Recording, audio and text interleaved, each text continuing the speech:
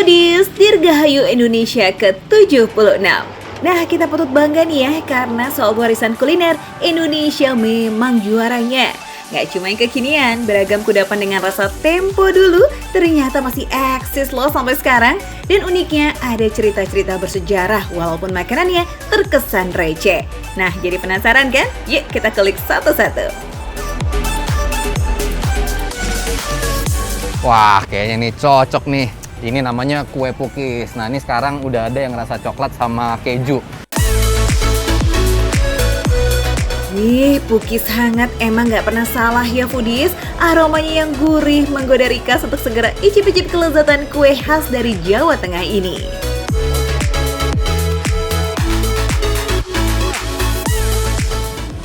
Wangi banget nih. Enak. Ini sesuai harapan nih.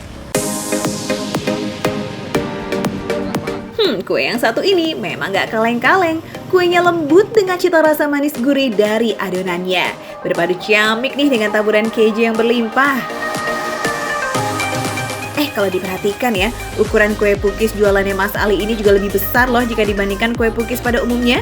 Suka yang jumbo-jumbo ya Mas? Ini sih dijamin puas nih. Oke, sekarang saya mau nyobain yang rasa coklatnya. Mantap. Ini enak nih. Ini juga nggak kalah. Tergantung selera ya. Kalau buat pecinta serba manis, varian pukis coklat ini pasti jadi pilihan favorit. Taburan coklat yang sedikit meleleh dan terbakar panggangan memberikan sensasi rasa manis pahit yang juara.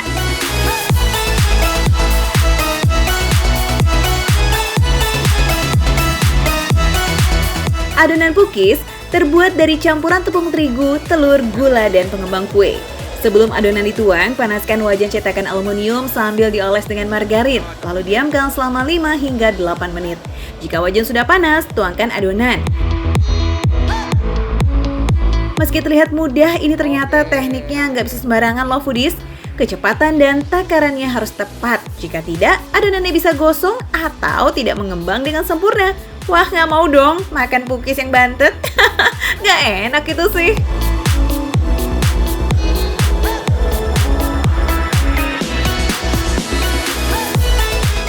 Ini nggak kebanyakan ya? Beneran nih segini? Oke. Kurang malah. Ya udah, bagian sininya kurang, saya tambahin lagi nih. Mumpung suasananya masih hari kemerdekaan, kita mau cerita ini buat kalian foodies. Ada sejarah menarik dari kue pukis. Konon katanya, resep kue pukis yang berasal dari negara tirai bambu sangat digemari oleh orang Belanda di daerah Jawa Tengah kala itu. Nah, masyarakat pribumi kemudian dipaksa tuh membuat kue pukis untuk disajikan pada para penjajah. Namun setelah kemerdekaan, akhirnya resep kue pukis ini tersebar dan bisa dinikmati di seluruh tanah air hingga sekarang. Oke deh, kita lanjut masaknya foodies. Setelah kue setengah matang seperti ini, taburkan topping yang diinginkan. Kali ini Rikas mau cobain campuran antara meses dan keju. Kayaknya enak nih, menu spesial makan receh.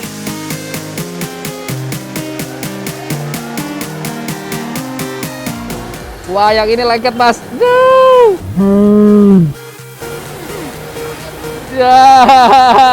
Ya, lumayan lah. Lumayan. Mendingan sisanya Masnya aja ngelanjutin. Daripada nanti sampai sini udah gosong.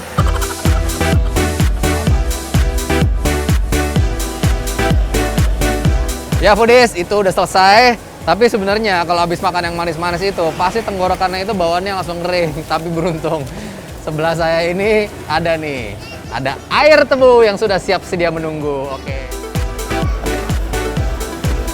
Wah, pas banget, matahari mulai menyengat. Cocok nih kalau menyegarkan dahaga dengan air tebu yang super segar. Yummy.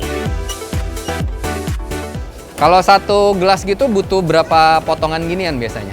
Biasanya cuma 2, tapi kalau tebunya airnya lagi kurang bisa 3. Oh, bisa 3 batang tadi full itu ya? Iya. Oke.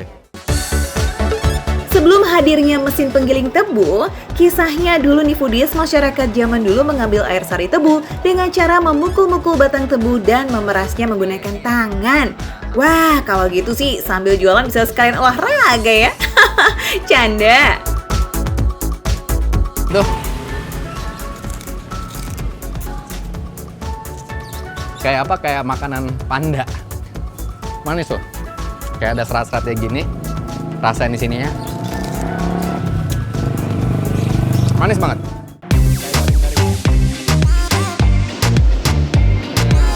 Air tebu masih mengandung nutrisi asli dari tanaman tebu. Makanya nutrisi dan rasanya tuh lebih kaya jika dibandingkan air gula biasa. Apalagi kalau dicampur dengan es batu kayak begini. Dijamin pasti makin segar. Aduh, udah gak sabar ya kayaknya mau nyobain.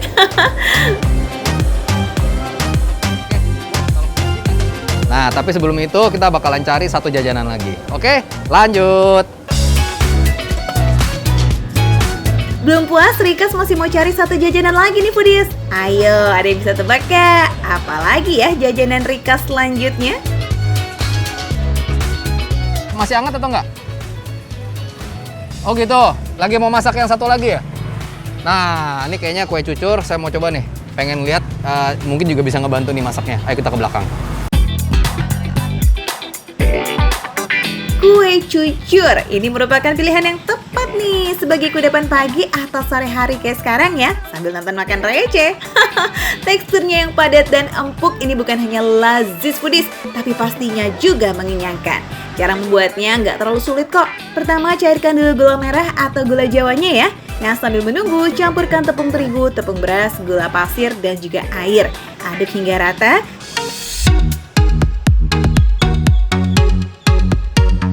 Dan kemudian adonan yang telah dicampurkan dengan gula merah cair tinggal digoreng deh. Mudah toh? Eits, tapi bagian sulitnya nih baru akan dimulai. Menggoreng adonan cucur gak bisa sembarangan Foodies. Kalau salah nanti bisa meledak atau bahkan bantet. Ya udah, biar nggak gagal nih ya, pastikan pertama minyaknya harus betul-betul panas. Kemudian takar adonan dalam gelas seperti ini. Lalu tuangkan deh adonannya dari jarak dekat. Diamkan sebentar hingga adonannya padat Foodies. Putar-putar kue cucur yang sudah setengah jadi, lalu balik deh dan tusuk bagian tengahnya. Ini gunanya agar kue cucurnya tidak meletus dan juga nggak gagal.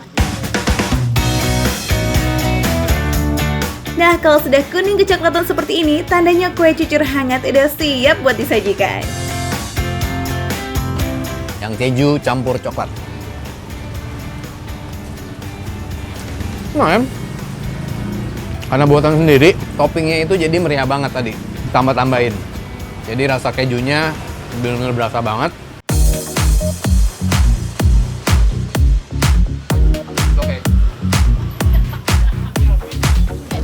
Widih, ini dia, penutup yang pas banget. Bede, segar Foodies. Rasa manis alami dari tebu langsung menyegarkan banget Foodies. Cocok banget ya dipadu sama hangatnya cemilan sore ini. Siapa yang bisa nolak? Nah, ini juga enak nih. Legitnya pas, terus juga gula merahnya juga berasa banget. Sebenarnya enak ya. Kadang nggak terlalu manis, jadi rasanya dibandingin dengan yang tiga ini, coklat keju, ini lebih berasa gurih. Sedangkan yang ini tuh manisnya tapi lebih kalem. Jadi kalau buat yang suka manis, lebih gurih, pilih yang kue pukis. Tapi kalau yang pengen lebih kalem rasanya, yang kue cucur. Menikmati jajanan tradisional kayak begini emang punya sensasi yang berbeda. Selain lazis dan juga pastinya sehat, dan ini juga bisa sekaligus loh jadi momen nostalgia mengenang sejarah Indonesia.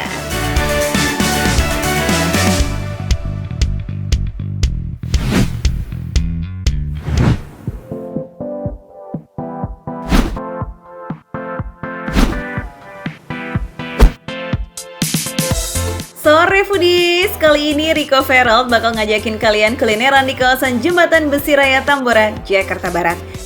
Daerah yang dekat dengan kawasan kota tua ini ternyata punya menu unik yang susah banget loh ditemuin di Jakarta. Bisa nebak nggak apa menunya? Ayo! Hai Foodies, kalau lapar gitu enak ngapain ya? Makan apa gitu ya sore-sore begini? Angen lada. Oke, kita cobain. Penasaran kan? Yuk kita langsung masuk. Wah, baru nemu nih angen lada. Kalian pada tahu nggak angen lada itu apa? Nah, kalau diartikan, angen lada itu adalah sayur pedas. Ini teh dari bahasa Sunda ya? Makanan khas Jawa Barat dong kalau gitu. Eits, jangan salah. Angen lada ini aslinya justru makanan khas Banten, tepatnya dari kota Pandeglang. Oke, pertama kita potong-potong isiannya dulu ya. Karena Riko mau angen lada campur, jadi potong semua bagian sapi yang ada. Lengkap pokoknya. Ini kikil. Ya Pak ya, kikil ya? Oke. Oh, empuk ternyata kikilnya. Nggak terlalu keras. Kikilnya udah kan, daging juga udah, babatnya juga udah. Sekarang tinggal tulang mudanya. Ini tulang muda nih. Tuh, ini enak banget pasti kalau dimakan. Ya Pak ya? Iya. Apalagi sama bumbunya, Bu. Oke, udah lengkap semua nih potongannya. Tinggal masukkan ke mangkok, terus berikan sedikit kecap, daun bawang, dan bawang goreng secukupnya. Tinggal siram deh dengan kuah.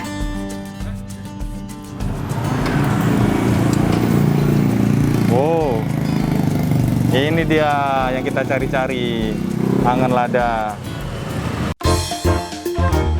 Ini nih yang spesial foodies. Sepintas sih kayak kuah gulai atau kuah empal gentong ya. Tapi katanya ini rasanya beda. Makanya langsung aja disantap nih Riko biar tahu rasanya kayak gimana. Setuju foodies?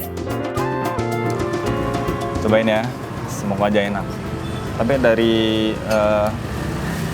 kuahnya kayaknya mantap nih rasanya nih. Cobain dulu dagingnya. Bismillahirrahmanirrahim. Tuh kan, emang kuahnya itu sih yang menggiurkan banget. Merah, pedas, tapi ya seger gitu. Nah, soal penampilan nih, si angen lada ini juara, ya kan? Bikin ngiler. Terus soal rasa, ngomong-ngomong gimana nih? Sama juara nggak kayak penampilannya nih, Rick? Kayaknya ada yang beda deh. Kayak ada sesuatu. Pak. Ya. Ini ada kayak aroma-aroma apa gitu? Kayak dicampur apa ini ya yang beda? Daun ini, daun walang ini namanya. Ini daun walang. Iya. Oh. Ternyata ini foodies. Ini yang bikin beda. Jadi emang ciri khasnya itu adalah pakai daun walang sangit foodies. Kalau nggak pakai daun walang berasa ada yang kurang. Jadi kayak bukan angen lada gitu. Aroma tajam dari daun walangnya ini yang bikin olahannya jadi spesial. Nah, buat warga Pandeglang sih katanya ini bisa menambah nafsu makan loh. Apalagi nih, angen lada jadi menu wajib di Hari Raya Idul Fitri sebagai pendamping ketupat atau acara besar seperti hitanan dan juga pernikahan. Wajib jip ada foodies. Wangi ternyata. Enak banget baunya. Enak, Pak. Ini dapetnya di mana, Pak? Di kampung. Oh, di kampung. Kampung mana, Pak? Pandeglang. Pandeglang. Daun walang juga infonya cuma ada di tanah Pandeglang loh. Ditanam di kebun sekitaran rumah atau bahkan tumbuh liar di hutan juga ada. Nah, di daerah sih nggak ada, makanya daun walangnya dikirim langsung dari Pandeglang. Rasanya kuat banget. Ini sih enak banget, sumpah. Beda banget rasanya. Ini gara-gara si ini nih. Daun ini nih, enak. Oh iya foodies, sejak 14 September 2016, kuliner angen lada ini udah terdaftar dan ditetapkan sebagai warisan budaya tak benda oleh Kemendikbud loh. Wih, keren ya. Harus dilestarikan nih biar makin populer dan juga makin banyak yang jual di luar wilayah Banten. Nah, foodies, ini dagingnya. Ini dagingnya empuk banget. Tadi pas saya coba potong, emang nggak keras. Empuk banget. Nah, ini kikil. Kikilnya juga empuk banget.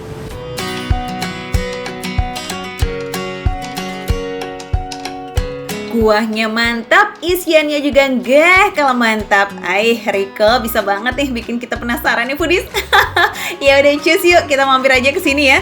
Oh iya, ini harganya juga receh banget loh. 14.000 nggak pakai nasi. Kalau sama nasi, tinggal tambah 5.000 aja. Nggak nyampe 20.000 ya foodies. Udah bisa makan yang enak dan juga kenyang. Mantap.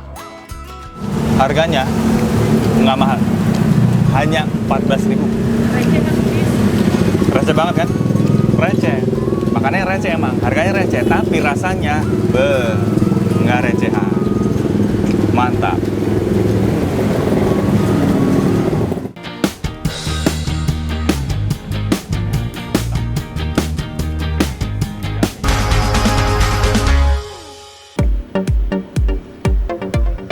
Foodies, mungkin ada yang asing nih dengan nama kudapan yang satu ini, atau malah ada yang kangen dengan memori kuliner masa kecil. Ini nih, grontol jagung. Unik ya namanya. Udah pernah dengar belum ngomong-ngomong? Eits, olahan jagung yang satu ini emang udah mulai langka sih. Pedagangnya tuh mungkin bisa dibilang bisa dihitung jari. Tapi di tengah kawasan BSD Tangerang Selatan ternyata masih ada satu nih Foodies, namanya Pak Masta. Sebelum diracik, grontol memang hampir mirip dengan jasuke alias jagung susu keju. Namun kalau sudah dihidangkan, jelas banget bedanya. Grontol adalah camilan berbahan utama jagung pipil yang disajikan dengan parutan kelapa. Bagi yang suka manis, biasanya diberi tambahan topping seperti gula, kinca, ataupun garam. Selain itu, grontol juga seringkali ditemani dengan hidangan tambahan lainnya. Nah, nih Foodies nih, lihat nih. Ini baru grontolan jagung. Tuh, mantap banget kan? Berikutnya ada cenil. Cenil merupakan jajanan tradisional yang endes punya nih Foodies dan banyak sekali ditemukan di daerah Jawa ya. Kue basah ini terbuat dari tepung kanji dan pati singkong. Agar tampilannya makin cantik, adonan biasanya diberikan pewarna makanan dan dibentuk berbagai rupa. Mulai dari kotak kecil, bulat, hingga memanjang seperti cendol Foodies. Pak, ini berapa Pak satu porsinya? 5.000 perak. 5.000? Jadi 4 cuma 20.000? Ah, yang bener? Wah, ini sih masih murah banget, receh kan Foodies? Nah, sekarang Foodies, kita tinggal waktunya icip Foodies. Nah Pak, saya langsung makan ya Pak. Makasih banyak ya Pak ya. Nah, kalau harganya udah receh begini, soal rasa jelas harus diuji ya. Tapi ingat nih Foodies, selalu jaga protokol kesehatan. Selain pakai masker dan jaga jarak, selalu cuci tangan atau gunakan hand sanitizer. Nih Foodies, kita akan coba ya.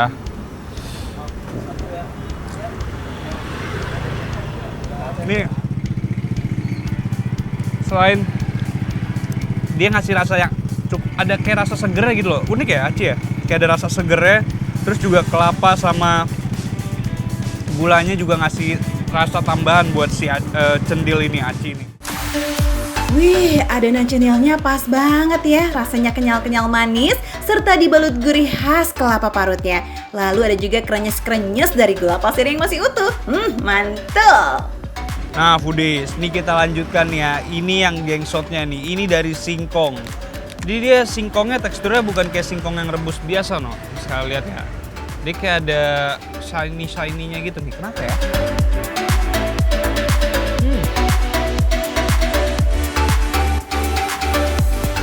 Di singkongnya nih, selain dapat bantuan rasa dari kelapanya, juga kayak punya rasa sendiri gitu loh. Rasanya cenderung gurih nih Foodies, makanya pas banget dinikmati bersama taburan gula pasirnya. Gengshot padat dan berserat, hampir mirip dengan getuk, namun sensasinya lebih ringan. Cara mengolahnya memang susah-susah gampang, tapi jika sudah tahu triknya, pasti bisa menghasilkan sajian yang istimewa kayak begini. Yang jadi primadonanya, jadi namanya nih, jagungnya. Nah nih Foodies, ini jagungnya. Kita makan ya.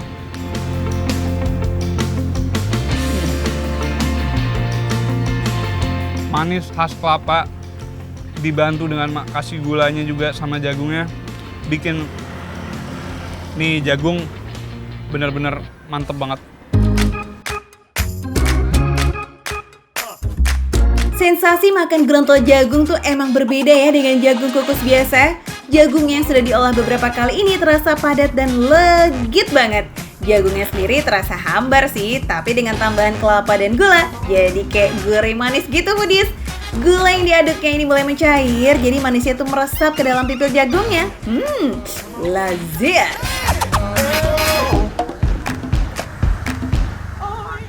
Ternyata memang kalau dimakan sendiri ini masing-masing nih kurang afdol nih. Ini harus digabung semua, baru keluar rasanya, baru enaknya tuh dapet. Ali kayaknya makin terlena tuh dengan rasa gerontol jagungnya. Kombinasi tekstur serta rasa yang berbeda-beda dalam satu suapan, emang ini jadi ciri khas ya yang nggak bisa tergambarkan. Apalagi meskipun berupa kudapan, namun makan gerontol jagung tuh dijamin kenyang loh foodies. Nggak lupa ya ditemani dengan pendamping lainnya. Pas banget nih buat yang nikmati sore-sore kayak gini sambil nonton makan receh.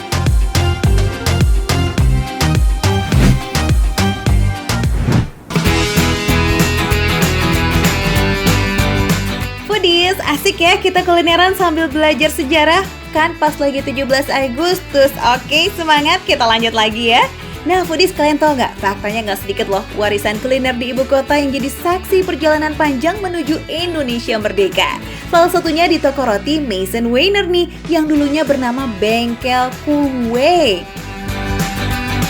Halo Foodies, nah merayakan kemerdekaan Indonesia saya mempersembahkan kuliner istimewa. Kenapa istimewa? Di belakang saya ya, Maison Weiner, salah satu toko roti legend di Jakarta. Kenapa legend? Karena rotinya berbeda. Kayak gimana? Penasaran? Yuk!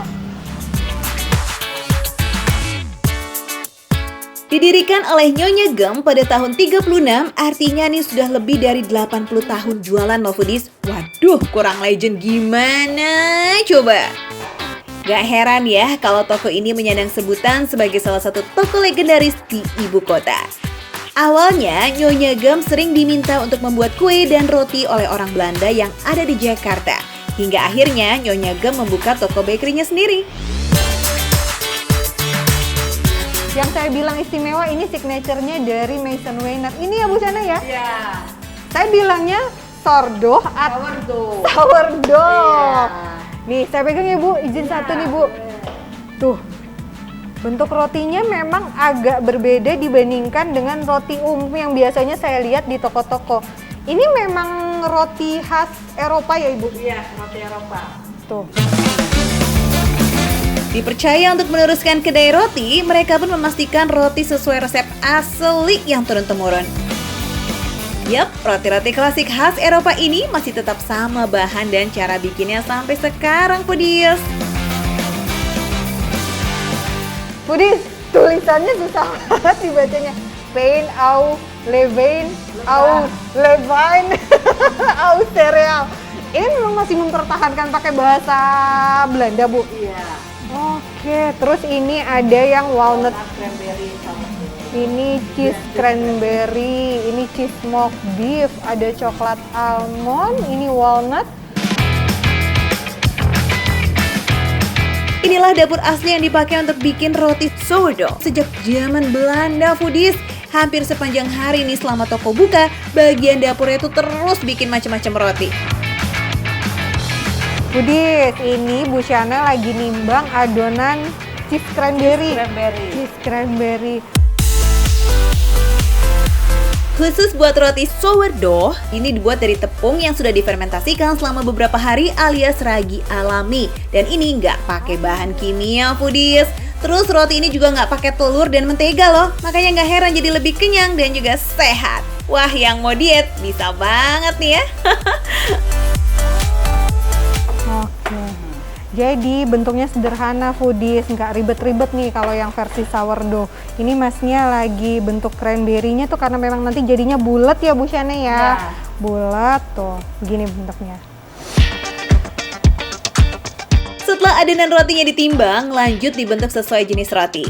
Ada proses adonannya yang harus digeser seperti ini nih Foodies. Tujuannya untuk mengeluarkan angin yang masih tersimpan di dalam adonan. Nah, setelah selesai, adonan ditempatkan di wadah dari rotan dengan motif unik seperti ini nih Foodies. Jadi nanti dia bermotif karena dari bentuk spiral rotannya ini. Nanti dia akan mengembang nih. Walaupun sebenarnya dia nggak pakai pengembang ya, nggak pakai yeast ya Bu ya. Tuh, jadi dia alami. Nah, setelah didiamkan sekitar 1 jam, adonan roti udah siap nih buat di oven. Eits, tapi ada yang nggak biasa nih. Nah, ada yang istimewa nih Foodies. Nanti Masnya buka nih ovennya. Buka Mas. Tuh, tatakannya tuh tatakan batu Foodies. Jadi tidak di atas loyang ya Mas? Disiram air. Oh, disiram air. Gimana tuh?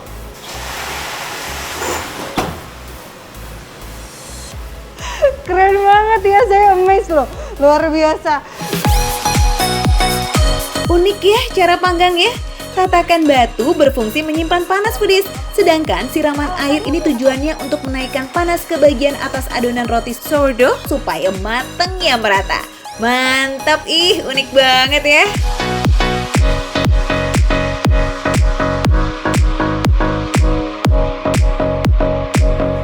Oke, saatnya kita makan. Nah, ini rotinya sudah ada semua di hadapan. Kata orang ya, makan roti sama ngupi. Ini udah ada kupinya, foodies. Sensasi makan roti dan kue yang baru matang langsung di toko roti bersejarah ini emang beda banget foodies rasanya. Nah, ngomong-ngomong, rotinya kayak apa sih? Ya udah, kita langsung aja yuk ke roti sourdough yang dari tepung gandum. Nah, kita cobain nih langsung yang sourdough. Saya kasih lihat isiannya nih, foodies. Cakep ya. Tuh, untuk rotinya. Ini teksturnya tuh empuk.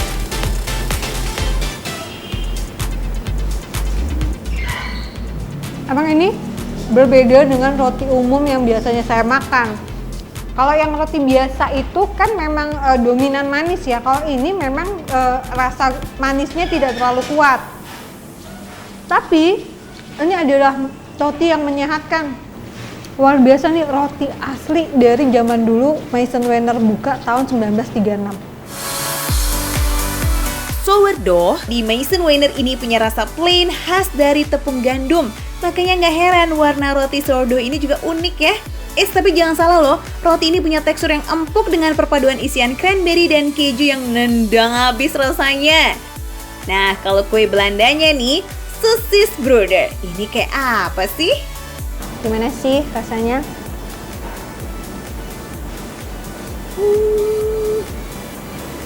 Ini juga enak banget. Nih ya, adonannya foodies. Nih, kedengeran nggak? Garing ya? Jadi, bagian luarnya tuh begitu digigit langsung hancur. Dalamnya, daging sapinya, itu pas rasanya, nggak terlalu lebay. Yes, kelihatan banget kan adonannya yang bersisir lembut dan crunchy ini.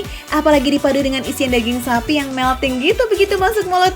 Mantul! Kita lanjut yuk ke kue manisnya nih. Ada on-beat cake atau cake kayu manis.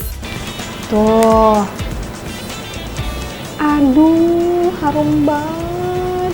Nih, adonannya pakai spekuk kayu manis, makanya harum banget nih. Tuh, coklatnya sampai ke dalam ya.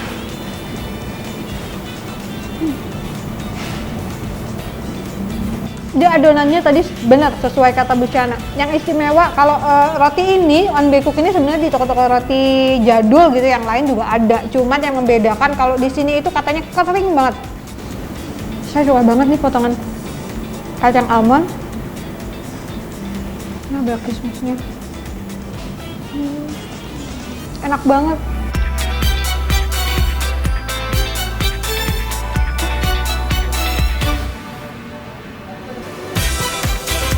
Gimana foodies? Seru banget kan kulineran kita sambil belajar sejarah kali ini?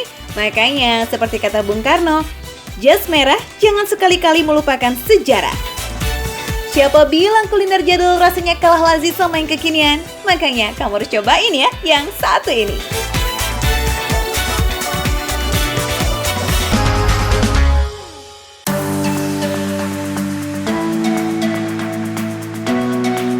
Foodies, ada yang pernah cobain kue apang panas gak? Kue asli Bugis yang biasanya dijual di toko basah ini emang sempat sulit ditemukan ya.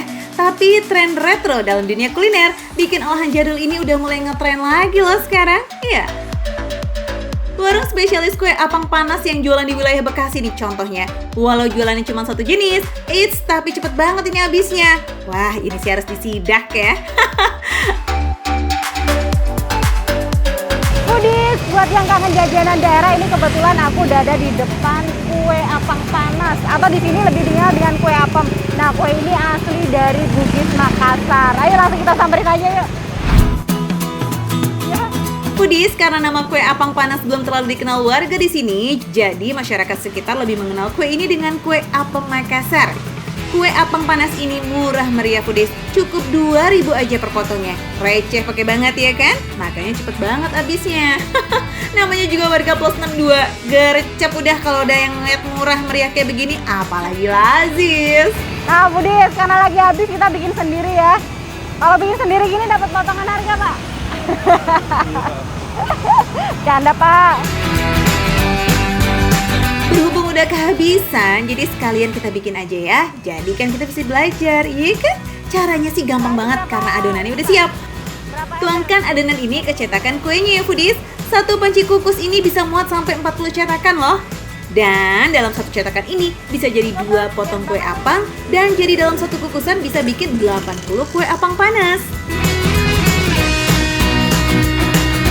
40 kali 5, 200. Wah, berarti kalau 3 ember 600, Pak. Banyak juga ya sehari.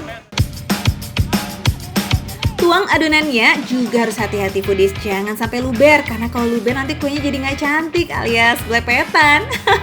Nah, jika sudah semuanya tertuang, saatnya kita pasang alarmnya. Pemasangan alarm ini biar nggak lupa kalau ngopusnya cuma 13 menit aja. Oke, nah Foodies, ini masaknya 13 menit harus pakai alarm kayak gini. Kalau enggak nanti bisa overcook alias kematangan. Oke Foodies, kayaknya panci sebelah udah bunyi-bunyi nih alarmnya. Sama kayak perut ya kalau lagi lapar bunyinya. Yoho, kue apang panasnya udah siap dinikmati. Bentuknya mirip-mirip kue pukis ya. Ini aromanya juga enak banget Foodies. Oh iya, kue apang panas ini dimakan bersama dengan parutan kelapa ya, yang juga sudah dikukus. Jadi biar bisa sedikit lebih awet Foodies.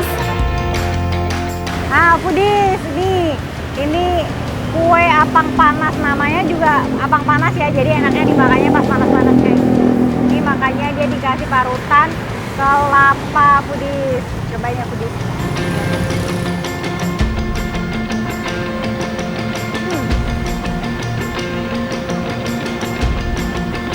Kulit.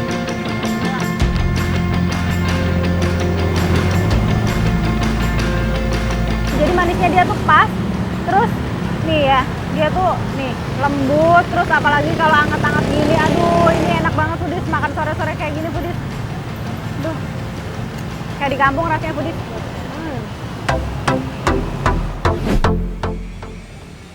Namanya juga kue apang panas. Emang paling enak makan ya pas baru matang kayak begini Foodies. Tapi ya jangan panas-panas banget ya, nanti bisa meleleh lagi. Tapi ini emang beneran enak loh, pantesan sih bisa laris manis. Meski bentuknya mirip-mirip antara kue apem dan pukis, tapi rasanya beda Foodies. Kue apang panas ini lebih lembut dan legit. Oh iya, kue apang panas yang dijual di sini merupakan modifikasi dari kue apang panas yang dari asal daerahnya. Ada beberapa tambahan bahan biar kue ini semakin enak Foodies dan mudah diterima oleh masyarakat luas.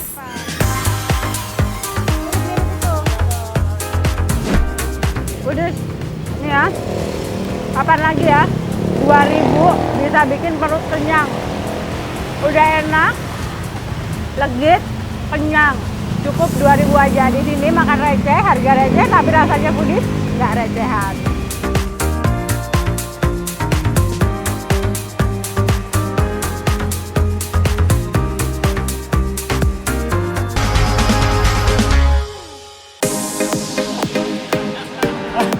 Foodies, si kembar Nakula dan Sadewa lagi asik seseruan tuh. Iya, mereka lagi pada lomba makan kerupuk dalam rangka perayaan 17 Agustus. Kalian pasti kangen ya ikut keriahan seperti ini. Sebelum pandemi COVID-19, makan kerupuk tuh emang jadi lomba wajib kayaknya ya di 17-an di mana-mana. Kalau sekarang sih cukup main di rumah masing-masing aja ya. Nggak apa-apa kok, yang penting tetap semangat. Halo Foodies, ini aku lagi ikut lomba makan kerupuk dalam rangka 17 Agustus. Aku juga udah lama loh nggak kayak gini. Seru banget. Aku lanjut lagi ya, mau ngalahin aku lah.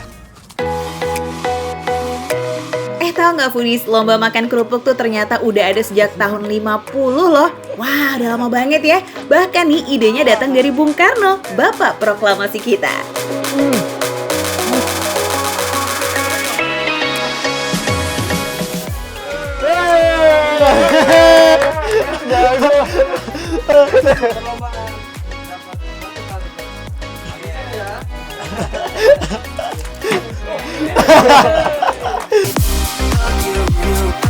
Wah, enak juga nih Nakula Sadewa. Kalah lomba malah bisa ngintipin cara bikin kerupuk. Kuy, kita ikutannya sama mereka foodies ke pabrik kerupuk ikan Erna Jaya di Pancoran, Jakarta Selatan.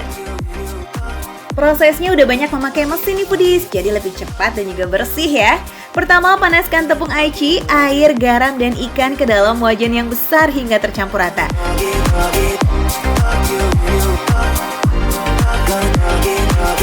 Lanjut deh dioleni dengan mesin ini, baru habis itu masuk ke tahap pencetakan. Halo foodies. Nah, tadi kan kita udah cobain kerupuknya. Sekarang kita bakal lihat cara pencetakannya gimana. Ayo lihat yuk. Ih, Gemes ya foodies, liatin kerupuk ini dicetak pakai mesin. Bayangin deh ketika dulu belum ada mesin. Capek banget kan mesti bikin satu-satu.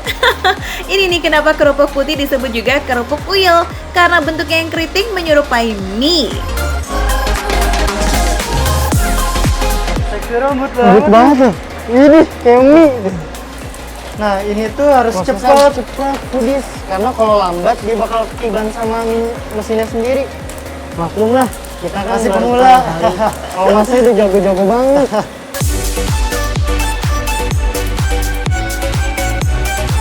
Betul, meski kelihatan sepele, mesti gesit untuk bersihin sisa adonannya dan angkat kerupuknya. Salah-salah, nanti bisa rusak deh tuh.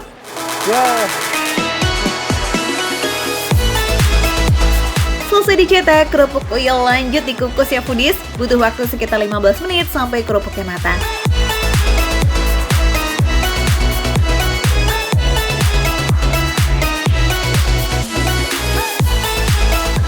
Nah, selesai juga akhirnya. Kita udah masukin, tapi kita harus pulin ini dulu, baru kita bisa memulai proses ovennya. Dan ini makan waktu 1 hari. Eits, ini belum selesai ya. Setelah di oven, kerupuk dilepas satu persatu dan lanjut disangrai. Ini biar benar-benar kering dan gak ada lagi kandungan airnya. Nah, kalau udah 3 jam, kerupuk bisa dikeluarkan dari mesin sangrai dan masuk ke tahap terakhir nih foodies.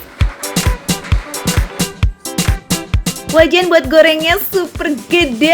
Ini biar bisa muat banyak kerupuk.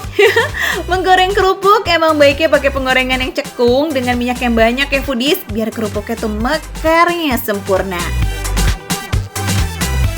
Pak, ini digorengnya berapa lama Pak di samping situ Pak? Ya paling 3 menitan kan. Oh, cepat berarti ya? Nah, biar nggak bantet, gorengnya 2 kali ya. Wajan pertama dengan api kecil supaya kerupuknya mekar. Terus di wajan kedua, baru pakai api besar biar kerupuknya mengembang maksimal. Ini. Langsung itu kan deh. Langsung rame banget. Keren ya? Ini langsung harus langsung diangkat. Cepat banget berarti tinggal gini aja. Udah kembang langsung ini dia. Iya langsung ya. Lihat deh foodies, saking banyaknya kerupuk yang digoreng, alat buat tirisan minyaknya itu juga besar ya. Bisa kali nih buat nyerok ikan di sungai.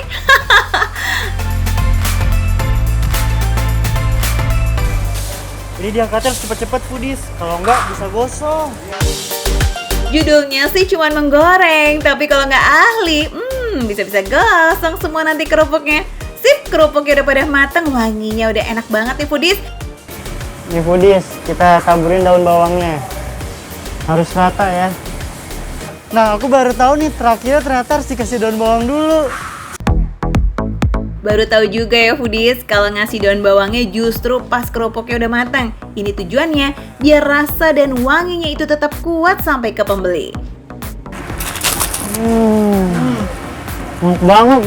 Itu kerupuk pelengkap makanan. Kalau misalnya kamu makan tanpa kerupuk pasti ada yang kurang rasanya. Makanya, apalagi makan yang kuah-kuah gitu. Nggak ada ini, kurang banget. Ini udah the best nih. Bener banget, nggak afdol deh rasanya makan tanpa ditemani kerupuk. Kayak ada yang kurang gitu ya. Kalau nggak ada suara kres-kres gitu saat makan, kayaknya belum nikmat. Oke, anyway, Dirgahayu Indonesia yang ke-76 semakin maju dan lekas pulih ya dari pandemi. Makan receh, menu receh, tapi rasa nggak recehan. Merdeka!